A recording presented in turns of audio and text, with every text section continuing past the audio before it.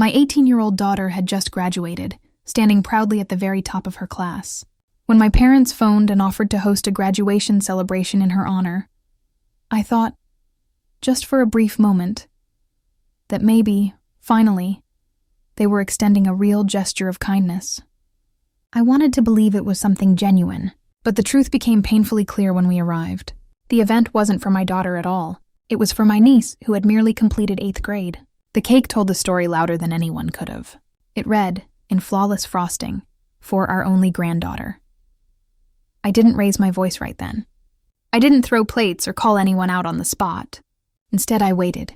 I swallowed that humiliation whole, carried it home, and 3 days later, I responded the only way I knew how, with a letter. And when that letter landed in their hands, they finally screamed, but not in defense of me. No. They screamed because I dared to pull the mask off and show them the reflection they'd spent years pretending wasn't there. That was the last time I placed even an ounce of trust in my parents. Actually, no, let me be clearer. That was the last time I trusted them with anything. Because this wasn't just a family slip-up. It wasn't like forgetting to sign a birthday card, or confusing names at Thanksgiving, or calling my daughter by the dog's name yet again. No, this was different. This was a wound disguised as a celebration. This was betrayal smothered in buttercream, served next to shrimp skewers and polite applause. It all began in the most ordinary way. A Tuesday afternoon, my mom called me. Her voice, as always, carried that sing-song casual tone she reserves for when she's about to drop something heavy into my lap, but wants me to think she's doing something sweet. "We were thinking of throwing a graduation party," she said. "For our granddaughter." Just like that. No names, no details, just our granddaughter. I remember standing in the grocery store parking lot, juggling bags of food. I nearly dropped a 10-pound sack of rice right there on the pavement. "Oh," I said cautiously. "That's nice. Just something small," she continued breezily. "Close family, we'd love to host." "That's very kind," I replied. "And the worst part?" She sounded sincere. The kind of warm, practiced sincerity that makes your chest loosen, that fools your heart into thinking maybe things will be different this time. I didn't even pause to wonder who she meant. Obviously, she meant Mia, my daughter. My brilliant, hardworking Mia, who had just graduated high school as valedictorian, after 4 years of late nights, long projects, and the kind of grit most adults don't possess. This wasn't just a piece of paper for her. It was the culmination of everything. Surely my parents were finally ready to see her the way I always had. That night, when I told Mia about the party, her face lit up. "Grandma and Grandpa?" she asked, almost afraid to believe it. "Yes," I told her, nodding. "Really?" she whispered. I nodded again. She didn't say another word, but I saw it flicker across her face, that tiny glimmer of hope. That maybe, after years of her showing up, being kind, being helpful, being everything a granddaughter should be, she had finally been noticed. That maybe she mattered to them. If I could turn back time, I'd tell both of us to protect our hearts. I'd tell us not to fall for it, because the hope was worse than the letdown. The day of the party was sweltering, the kind of suffocating summer heat that sticks to the back of your knees and drains the life out of you before noon. Marcus, my husband, couldn't find his good shoes. Mia was fretting over earrings, switching pairs every few minutes. I was sweating before we even left the house. By the time we loaded into the car, the silence felt heavy. "Remember," I said, trying to convince both of them and myself. "This is a kind gesture. Let's just smile and say thank you." I must have looked like a fool saying it with such conviction. We pulled onto my parents' street, and I nearly drove past their house. At first glance, it didn't look like a graduation party. It looked like a wedding reception. A massive white tent stretched across the lawn, rows of folding chairs, gold-trimmed tablecloths gleaming in the sun, streamers twisting in the humid breeze. Even custom lawn signs were staked in the grass with a school logo on them. My throat tightened immediately. They had spared no expense. "Wow," Marcus muttered under his breath.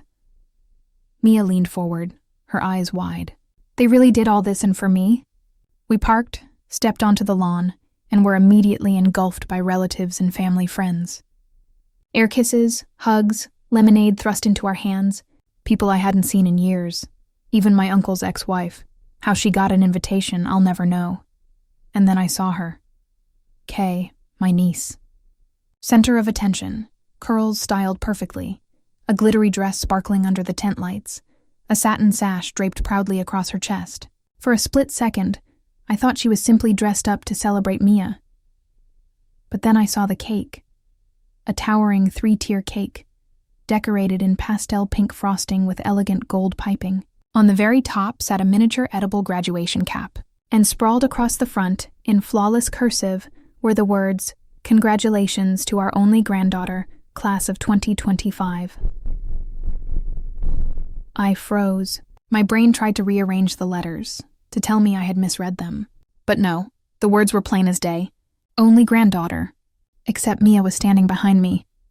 Except Mia had graduated high school. Except there were 2 granddaughters, not 1. Then I noticed the banner, hung across the back of the tent in bold school colors, with a giant photo of Kay in her sparkly tiara, proudly holding up her rolled middle school certificate. Middle school. This entire elaborate event wasn't for Mia at all. It never had been. Behind me, Mia was silent. Not shocked, not frantic, just still. Completely still. I looked at Marcus, who looked back at me. Neither of us spoke. We walked into that party like ghosts, invisible to the crowd. Guests came up, smiling, congratulating. "You must be so proud," they said. What a beautiful day. A few blinked in confusion when they realized Mia wasn't wearing a sash. A few gave polite smiles, the kind people give when they're not sure whether you made a mistake or they did. And then came the gifts. Box after box, card after card, wrapped packages piled high on the gift table, glittery bags stuffed with tissue paper, handmade signs, trinkets engraved with Kay's name. We had brought nothing. Why would we? We thought this party was for Mia. I felt the sting of whispers. Cousins glancing, strangers whispering into their champagne glasses, eyes darting toward Mia. At one point, a cousin mouthed to me, "Where's your gift?" I wanted to sink into the earth. Then Heather, my sister, Kay's mother, stood up with a champagne flute in hand. "Let's all raise a glass," she said proudly. "To our girl. She's worked so hard, and middle school is such a milestone. She's handled it with beauty and intelligence." We couldn't be prouder. Cheers erupted. Applause rang out, and Mia, my beautiful girl, just stood there, her face unreadable, her body completely still. I waited for the moment the crowd thinned. Then I approached my mother, who was scooping ice into plastic cups. "The cake says only granddaughter," I said quietly. She didn't even flinch. "Probably a mistake at the bakery," she replied with a distracted smile. I stared at her. She shrugged. "Besides, Mia's older. She's practically an adult. This," she gestured vaguely toward Kay, "this is more of a milestone." I couldn't breathe. Then my dad walked over, balancing a plate of food. "Wait," he said casually. "Did Mia graduate too?" I just stared at him. He blinked like he had to think about it. "From what?" "High school," I whispered. He chuckled. "Oh, right. That's right." And then he wandered off, leaving me standing there with my mother, who never once looked me in the eye. We left quietly. No one stopped us. No one followed. No one even noticed. And somehow that was worse. Mia slid into the back seat and stared out the window. Marcus kept silent beside me. I pulled out of the driveway and said, with every ounce of steel I had left, "We are not doing this again." 3 days later, my parents received a letter. And this time, they were the ones left speechless. For Mia, it was about having grandparents at all. She longed for the things other kids had. Relatives who shared embarrassing baby stories, pinched her cheeks, and mailed strange souvenirs from tourist traps in Florida. She wanted to be the kind of granddaughter people remembered fondly. And she was, but it didn't matter. Not in the way that counted. Sure, they liked her. They appreciated her. Like how you'd appreciate a neighbor who brings your mail in during a rainstorm. Thoughtful, helpful, and easy to forget. During senior year, she poured everything into her efforts. Graduated at the top of her class. Won debate tournaments. Racked up volunteer hours. She really did it all, and I could see it building inside her. This quiet, swelling hope that maybe success would finally shift the balance. She never said it aloud. She didn't have to. She'd casually drop things like, "I think Grandpa likes history, right? I AC'd that project." Or, "Do you think Grandma saw the photo you posted?" She wasn't asking for a big celebration, just a simple acknowledgement, a sign that she mattered for more than just showing up and helping out. I told them about her graduation weeks ahead of time, sent the details not once but twice, no RSVP. Then 3 days before the ceremony, my mom texted, "Sorry, not feeling 100%. Might sit this one out. Sit it out like it was a backyard barbecue, like it wasn't the conclusion of 18 years of effort and perseverance." When I broke the news to Mia, she didn't say a word. She just tied her shoes and asked if her speech sounded all right. That was the hardest part. Not the silence, but how ordinary it felt. So, when my parents later called to say they wanted to throw a graduation party for a granddaughter, I didn't hesitate. I didn't question it. I didn't analyze. Of course, I assumed they meant Mia. Who else could they be talking about? They said, "Our granddaughter." And for once, I allowed myself to believe they were including us. I told Mia. Her face lit up, not an obvious grin, just a quiet, soft smile. But I saw it. That flicker of hope that maybe, just maybe, they were finally trying. She didn't ask anything. She just nodded and said, "Okay." He picked out a dress. She even offered to bring one of her favorite teachers to say a few words. She was nervous and excited and scared in that hopeful way that only teenagers are when they still think things can be different. And honestly, so did I. We were wrong. I never thought I'd be the kind of person to send a letter like that. Not a handwritten note. Not a Christmas card with best wishes scribbled in fake gold ink. I mean, a letter. Letter one that makes people stop breathing for a second when they open it. One you don't respond to with words. You respond with rage. I didn't even write it myself. Marcus did. He drafted it like it was nothing. Calm, polite, lethal. A surgeon's cut. I signed it without blinking because I wasn't doing this for May. I was doing it for my daughter. It didn't feel triumphant. Not at first, just strange, quiet, almost clinical. We printed 2 copies, one for our records, one to drop off. I didn't mail it. I delivered it by hand-folded, once tucked into a plain white envelope. No return address, no note, just the words. I intend to sell my 1/3 share of the property located at plain non-negotiable.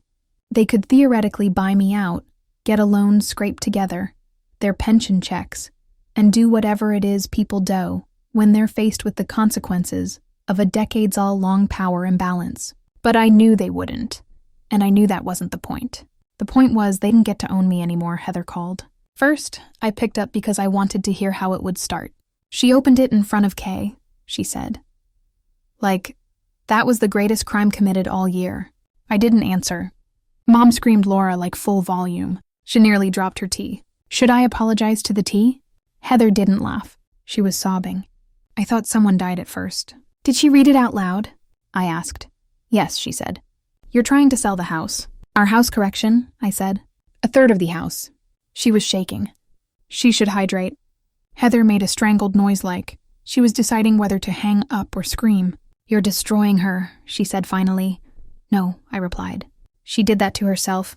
I'm just making it official. Hours later, my mom called. Caller ID, no message, just persistence. I picked up on the 3rd ring. I'm going to pretend I misread that letter, she said calmly. And you're going to tell me it was a mistake? I let the silence stretch. Then I said it wasn't. He sucked in a breath like the letter was one thing. But this confirmation was somehow worse. You're really going to sell your share of the house? Yes, our home? No, I said. My share of Grandma's home. You don't even live there. You don't pay the taxes on it alone either. My mom was quiet for a moment. Then this is vindictive. No, I said this is overdue. You're doing this because of that stupid party. I'm doing this because my daughter's future shouldn't be tied to a house full of framed photos of someone else's kid. She laughed sharp and bitter. Oh, so it's about Mia now. Everything I do is about Mia. You're going to make us homeless. No, you can buy me out. You can take a mortgage. Sell your car. Call Heather. You've got options. She didn't respond to that. She just said, you want to be careful? You don't want to burn every bridge?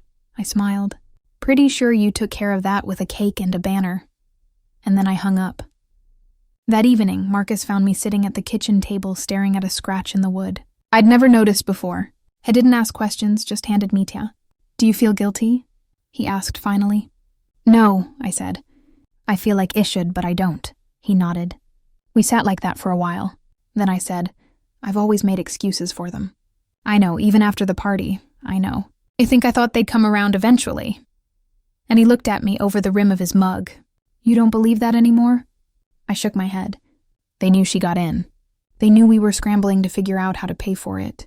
And they spent all that time celebrating someone else's kid's middle school certificate like it was a PhD. Marcus didn't answer. He didn't need to. The next few days were quiet in that way. That feels more like a loaded gun than peace. I stopped answering their calls, stopped running errands, no more filling prescriptions, no more checking their voicemail, no more "can you help me" login texts. Mia stopped too. She didn't say anything dramatic. She just opted out. No more tech support, no more K-birthday videos, no more late night. "Can you look at this email real quick" requests? She just quietly stepped back. I asked her once how she felt. She said like I'd let a virus I didn't know was running. Then for days later, Heather tried again. "You don't even know what you've done to Mom," she said. "She's walking around the house like a ghost." I thought she was already doing that. She keeps rereading the letter like it's a death notice. Maybe it is for the version of herself that thought she'd get away with it forever. She's note-aiding. She's not listening either. Heather sighed. "It's not too late to fix this. It is just call her no. Just talk to her." Laura, I did. I sent a letter and then I hung up again that night. Mia come into the kitchen as I was drying dishes. She leaned against the counter, arms crossed. "You ever feel like the bad guy?" she asked. I paused. "Yeah, all the time. Why?" She smiled faintly. "Just making sure I wasn't the only one." He smiled back. Then she said, "Do you think they'll ever get it?" "No," I said, "but that's not the point. What is?" "We don't owe them understanding, just boundaries." She nodded once, and we left it at that. I thought the cake was the low point. You know the one. Congratulations to our only granddaughter in swirly pink frosting, piped with such deliberate cruelty. I'm surprised the bakery didn't file a warning report, but apparently I was wrong. Apparently, there are worse things than being erased from your own daughter's graduation party. Like finding out the same people who raised you tried to take away her entire future. It started 2 weeks after the letter. The letter Marcus helped me write, the one that said in lawyer-perfect language, "I'm selling my share of the house. No threats. No yelling. Just facts." 2 weeks later, Mia walked in from dance class with that face, Thayon that looks normal if you don't know her. Shoulders straight. Voice calm. But I know better. He told me what happened. "They were waiting for me," she said on the sidewalk. I blinked. "Your grandparents?" She nodded. Apparently, they showed up outside her dance studio like two friendly ghosts. Waved her over. Acted like they just happened to be out on a walk. They hadn't shown that much interest in her hobbies in 18 years. But sure, now they're coordinating with her class schedule. He said they were nice at first, too. Nice like stage actors doing dinner theater. Then came the script. "You're really gonna let your mom do this to us? She's making us homeless. Sweetie, talk to her. You're the only one she listens to." I asked how she responded. Mia shrugged. I told them, "No drama, no screaming, just no." That's when my mother looked her dead in the eye and said, "Fine, but choices have consequences." Mia turned and walked away. I didn't. I stood in the kitchen for a while after she left, staring out the window like maybe the trees could tell me how not to scream into the wind. Because here's the thing. I expected guilt trips. I expected manipulation. But dragging Mia into it, ambushing her near a dance class, making her the one who has to tell me to back off, that was new. That was deliberate, and I hadn't even seen the worst of it yet. Another 2 weeks passed. We were finally breathing again, talking about dorm furniture, meal plans, the good kind of stress. And then the letter arrived. Big envelope university logo. Mia thought it was her housing packet. She opened it at the kitchen counter while I was rinsing a bowl. I heard her breath catch. Then she handed it to me. It wasn't housing. It was a notice from the admissions office. Her enrollment was under review. An anonymous report had been submitted alleging omissions, inconsistencies, undisclosed legal entanglements. The phrasing was so sterile it made me cold, like reading the autopsy of something that hadn't died yet. Mia didn't speak. Marcus took the letter, read it once, twice, and then looked at me like someone had just kicked the front door open and lit a match. I sat down hard. It took me a full minute to process what I was seeing, not because I didn't understand it, because I did. This wasn't petty. This wasn't family politics. This was an attack. And not on me. on her. I got in the car, didn't even tell Marcus. Just grabbed my coat and keys and drove straight across town. I wasn't afraid of what I'd say. I was afraid of what he wouldn't. My father opened the door like he'd been watching through the blinds. My mother appeared behind him. Not surprised, just smug. I didn't say hello. Did you report Mia to the university? No blinking, no confusion. No, what are you talking about? Just stillness. And then my mother said, "You think you can do what you did and not face consequences?" I stepped inside. You tried to destroy her life. She shouldn't be there. My mother said that school wasn't meant for her. She got in on her own. You dragged your drama into it. What did you expect? I expected you to be angry. I did not expect you to sabotage a child's future just to get Evan. She's not a child. She's part of this. I stared at her and something inside me snapped. Not in rage, not in tears, just a clean break, like bone pulled from bone. You're not just bad grandparents, I said quietly. You're dangerous people. And then I turned around and walked out. They didn't see me. Hit record before it rang the doorbell. That night, I sent 3 things to the family group chat. No greeting, no explanation, just a photo of the cake, a screenshot of the university acceptance letter, and an audio clip of my mother saying school wasn't for her. Then I shut off my phone and started making dinner. The backlash came fast. Within an hour, the chat lit up like a Christmas tree set ablaze. Cousins I hadn't heard from in forever were chiming in with, "Wait, what? And is this legit?" One aunt messaged me directly. I had no idea. "I'm so sorry." 3 people quietly left the group without saying a word. Eventually, Heather jumped in. This is being blown way out of proportion. Nobody responded. Not even Mia read every message, calm, methodical, like she was gathering material for something far bigger than payback. When she reached the last post, she looked over and said, "I don't think I want to see them ever again." I gave a small nod. She turned and went back to her room like she'd just finished cleaning up someone else's disaster. And in a way, she had. A few days later, my phone rang. It was my brother. We hadn't spoken since the party. "They called me," he said. I didn't say anything. "They want help buying you out," said they're desperate. Still, I remained silent. Then he added, I told them no. "Actually, I want to sell my third too." Something loosened in my chest. "For Mia," he said. They crossed a line. That evening, Mia and I sat on the back porch. The sun had dipped just enough to soften the sky. She stirred her tea with a bent spoon, one she'd warped months ago and never replaced. Then she asked, "If they said sorry, would you forgive them?" I really took a moment to think it through. "Honestly, no," I said. "Not for this." She nodded once. "Good." Fast forward a year. The house sold not instantly, but smoothly. Solid price. My 1/3 share covered everything Mia needed. Tuition, housing, those surprise bills that always show up and still left more than I anticipated. We haven't heard a word from my parents since.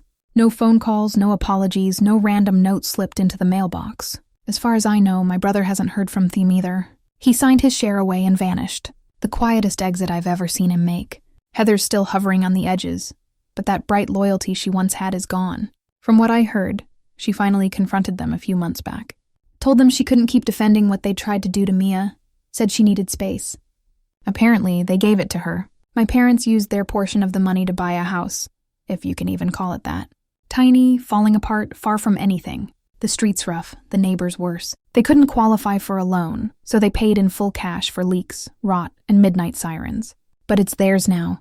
Every cracked tile and creaky floorboard of it. Mia, she's grounded, focused, razor sharp in all the right ways. And they'll never get to claim a shred of credit for any of it. But tell me this, did I go too far or not nearly far enough? Drop your thoughts in the comments and don't forget to hit subscribe.